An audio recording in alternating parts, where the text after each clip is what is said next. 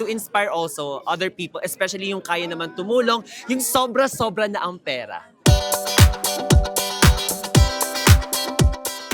Actually, parang hindi naman talaga, hindi ko in-expect na ganun yung magiging reaction ng mga tao or yung reception ng tao pagdating doon sa ginawa kong initiative. Kasi again naman po, parang hindi din naman magiging possible yun kung hindi din dahil po sa mga taong sumusuporta sa akin. So actually, it's just my initiative to parang somehow relieve yung mga pinapagdaanan ng community, especially po no mga tricycle drivers sa amin sa probinsya namin sa Marinduque. Kaya ayun po, naisip ko lang naman na gawin siya and hopefully po, I just uploaded the video to be honest, to inspire also other people, especially yung kaya naman tumulong, yung sobra-sobra na ang pera, yung mga nasa gobyerno. Yung mga mayayaman po dyan, baka naman tumulong po kayo sa mga tao.